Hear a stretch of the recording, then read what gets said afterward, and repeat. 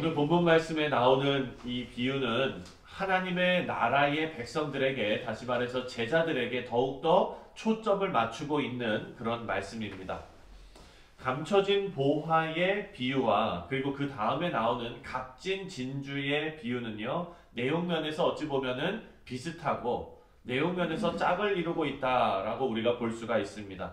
먼저 숨겨진 보화의 비유가 44절에 나옵니다. 우리 한번 읽었지만 다시 한번 읽겠습니다. 44절 시작. 천국은 마치 밭에 감추인 보화와 같으니 사람이 이를 발견한 후 숨겨두고 기뻐하며 돌아가서 자기의 소유를 다 팔아 그 밭을 사느니라. 아멘. 그리고 그 다음에 이어서 나오는 요 지금 44절과 짝을 이루는 45절과 46절에 값진 진주의 비유가 나옵니다. 그것도 읽겠습니다. 시작. 또 천국은 마치 좋은 진주를 구하는 장사와 같으니 극히 값진 진주 하나를 발견하매 가서 자기의 소유를 다 팔아 그 진주를 사느니라. 아멘. 예수님께서 천국을 설명하시면서 이 두 비유를 짝지어서 이렇게 알려주시는데요. 두 비유를 가만히 보면 첫 번째, 아주 귀한 것이 존재합니다. 보화도 아주 귀한 것이고 또 값진 진주도 아주 귀한 것입니다. 실제하는 귀한 것이 존재한다라는 것을 먼저 알려주고 있어요. 이것을 하나님 나라를 설명하는 것으로 우리가 생각하면은 예수님께서 이것이 하나님의 나라와 같다라고 말씀하셨으니까 아주 귀한 것이 존재한다는 것은 무엇이 존재한다는 겁니까? 하나님의 나라가 존재한다. 천국이 존재한다라는 거예요. 두 번째로 이 사람들이 어떻게 했느냐? 이 귀한 것을 발견했습니다. 보화를 발견한 사람은 우연히 발견했어요. 진주를 발견한 사람은 진주를 찾아 헤매다가 발견을 합니다. 아주 귀한 진주를 발견하고 아주 귀한 그 보화를 발견했습니다. 세 번째는 기뻐하면서 돌아갑니다. 이것이 아직 자기 거가 아니에요. 기뻐하면서 돌아갑니다. 그 귀한 보화와 진주를 갖기 위해서 돌아가지요. 그리고 나서 네 번째로 어떻게 됐습니까? 자기 소유를 다 팔아서 진주를 갖기 위해서, 보화를 갖기 위해서 자기 소유한 모든 것을 다 팔아서 다시 보화와 진주가 있는 곳으로 돌아옵니다. 그리고 마지막으로 이런 과정을 거쳐서 그 귀한 보화와 진주를 소유하게 된 것입니다. 이 비유는 하나님의 나라가 얼마나 가치 있는 것인가 우리에게 잘 알려주고 있는 그런 말씀입니다. 사랑하는 성도님들, 이 엄청난 가치를 깨달은 성도들은 다른 사람들이 보기에 너무나 과감하고 그리고 너무나 대담한 그런 결단과 희생을 실천하게 된다는 것을 우리가 봅니다. 저 땅에 보물이 있다는 것을 알고 있기 때문에 내가 가진 모든 것을 과감하게 팔 수 있는 거예요. 평소에는 커피 한 잔 사 먹는 걸 손을 벌벌 떠는 그런 사람도 저기에 보화가 있다는 걸 알기 때문에 내 집을 다 팔 수 있는 과감함이 생긴다는 것입니다. 망설이지 않는다는 거예요. 이처럼 하나님 나라의 가치를 제대로 아는 성도들은 그것이 얼마나 중요한지 알기 때문에 이제까지 내가 붙잡고 있었던 세상적인 생각들, 내가 붙잡고 있었던 내 욕심들 과감하게 다 버리고 이제 진정한 하나님의 나라의 가치를 기쁨으로 소유하는 새로운 사람이 되게 된 것입니다. 우리 사랑하는 성도님들, 신앙생활을 하면서요, 갈팡질팡하는 모습을 보일 때가 많지요. 세상 것도 좀 생각이 나고 하나님의 것도 좀 생각이 나고 정말 하나님만 의지하면서 하나님 한 분으로 기뻐하면서 살 수 있을까? 이것을 우리 가운데 한번 질문해 보아야 할 것입니다. 만약에 세상의 것에 마음이 흔들린다면 사랑하는 성도님들, 이것은 의지의 문제가 아니었던 것입니다. 무슨 말이냐? 내가 하나님만 붙잡아야지 하고 내 의지를 아주 그냥 힘주어서 매일, 물론 이것도 중요하지만 그것은 의지의 문제가 아니라 믿음의 문제였다는 것입니다. 사랑하는 성도님들, 믿음은 어떻게 하는 것이냐? 믿음은 하나님께서 주시지요.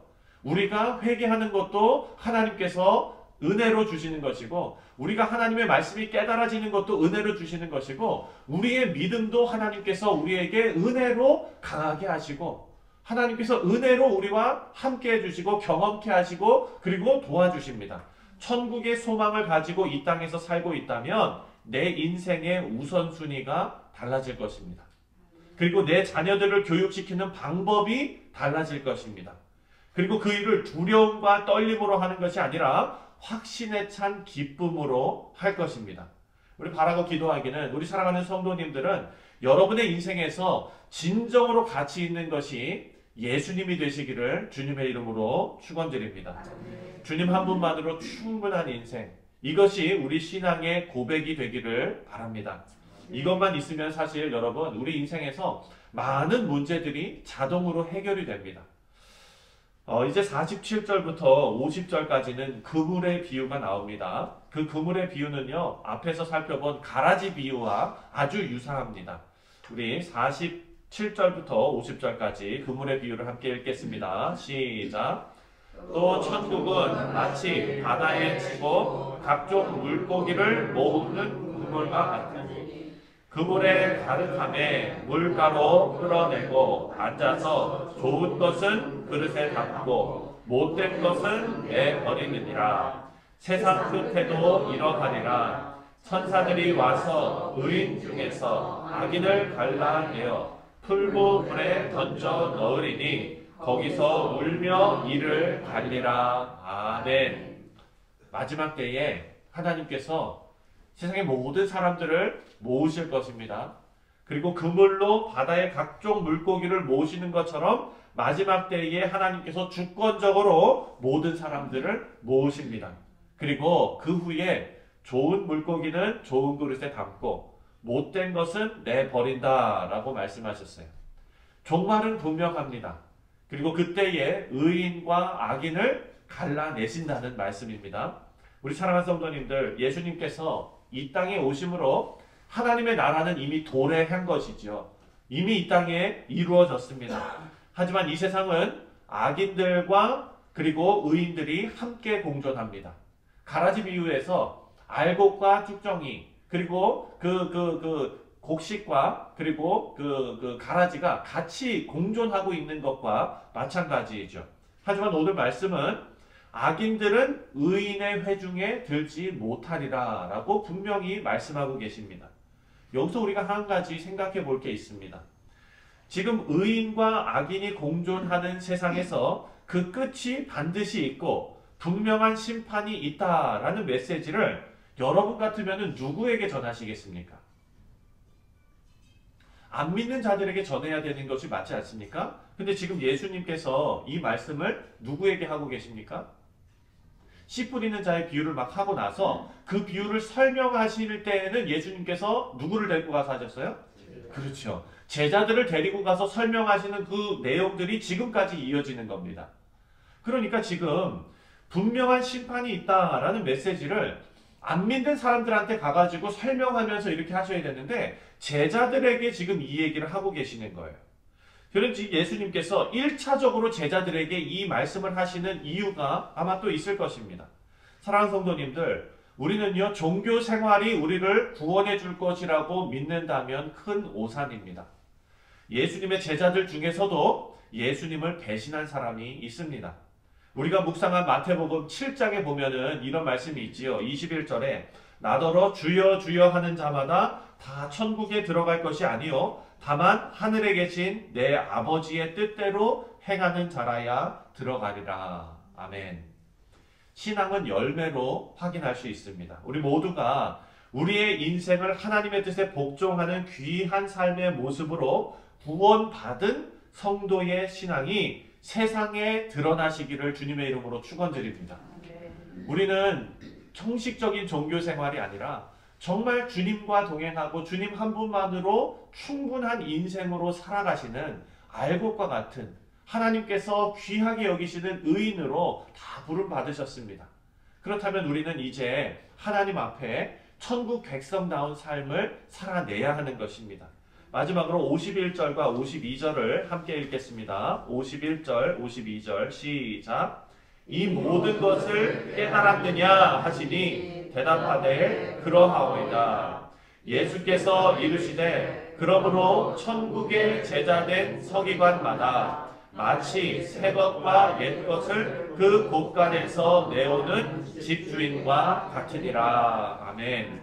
예수님께서는요, 여러분들처럼 하나님의 뜻에 순종하는 성도들, 그리고 예수님 한 분으로 충분한 성도들, 정말 그 구원의 감격이 있는 성도들에게 그들의 신분과 그들의 사명을 다시 한번 일깨워주고 계십니다. 제자들에게 재차 물어보시는 거예요. 이 모든 것을 깨달았느냐? 지금 이 모든 것은 무엇을 의미하는 겁니까? 예수님께서 지금 마태복음 13장에 들어와셔가지고 천국의 비유로 말씀하신 그 모든 비유의 내용들을 제자들에게 물어보는 거예요. 너희들 이 비유가 무슨 의미인지 다 깨달았느냐? 그랬더니 제자들이 네, 예수님 깨달았습니다. 이렇게 말했어요. 그러면 제자들에게 너희는 이제 천국의 서기관이다 라고 말씀하셨어요. 천국의 서기관. 여러분, 우리가 마태복음을 쭉 읽으면서 참 못된 짓만 골라서 하던 사람들이 몇몇 있죠. 누구예요? 바리새인들, 그 다음에 서기관들, 종교 지도자들, 이런 사람들 아닙니까? 그런데 예수님께서 뭐라 그러냐면 너희는 천국의 서기관이래요. 그 얘기는 뭐냐? 여러분, 서기관의 역할을 우리가 알아야 되겠죠? 서기관들이 뭐 하는 사람들이니까 원래부터 나쁜 사람들 아니에요.